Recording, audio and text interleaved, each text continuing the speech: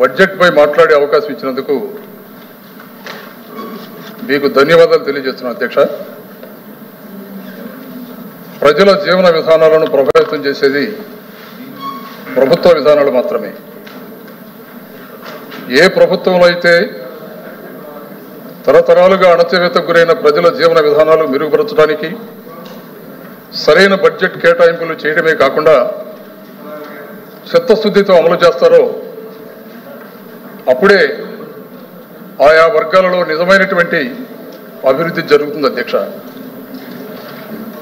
అనేకమైనటువంటి ఆలోచనలతోటి ఆశలతోటి ఈ రాష్ట్రంలో ప్రజలు వీరు ప్రవేశపెట్టినటువంటి బడ్జెట్ గురించి ఎంతో ఆశతో ఎదురు చూస్తారు అధ్యక్ష. కానీ మొన్న ఈ ప్రభుత్వం ప్రవేశపెట్టినటువంటి బడ్జెట్ అనేకమైనటువంటి నిరాశలను ప్రజలకు మిగిల్చింది అధ్యక్ష. ఎన్నికల సందర్భంగా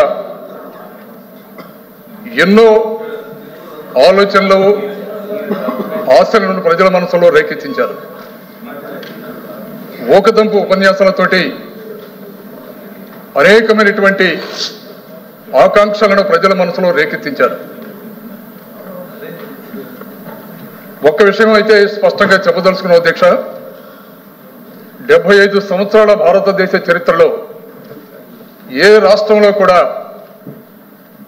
6 నెలలు దాటే వరకు సంపూర్ణమైనటువంటి బడ్జెట్ను ప్రవేశపెట్టబోయినటువంటి ప్రభుత్వం దేశ చరిత్రలో ఈ ఒక్క ప్రభుత్వం అధ్యక్ష. దీనికి రాష్ట్ర ప్రజానీకం మొత్తం కూడా అవమానంగా భావిస్తున్నారు అధ్యక్ష.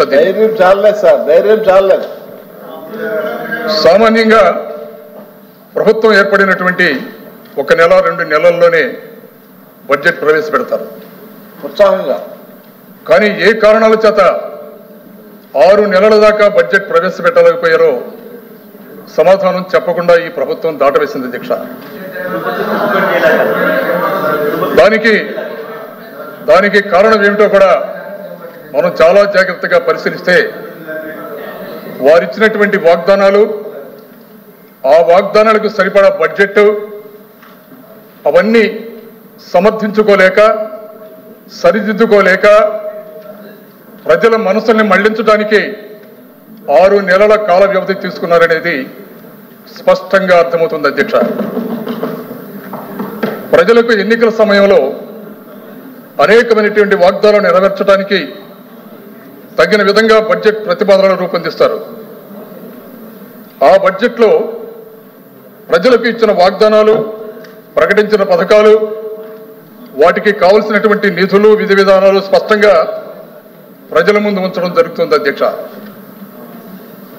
కూటమి ప్రభుత్వం సూపర్ 6 అనే నినాదంతో ప్రజలను రకరకాలుగా మభ్యపెట్టారు అధ్యక్ష. ఆకాశానికి అంటేలా ఆశలు రేపి పాతాళానికి పడేశారు. అందుకు ఈ బడ్జెట్ ఒక సాక్ష్యంగా మిగిలింది అధ్యక్ష. ఎన్నికల ముందు రెచ్చగొట్టే ప్రసంగాలతోటి సూపర్ 6 అమలు చేస్తాం, దానివల్ల ప్రజల జీవితాలలో అనేకమైనటువంటి మార్పులు చేస్తాం అని అనేక రకాలుగా ప్రకటనలు గుప్పించారు అధ్యక్ష.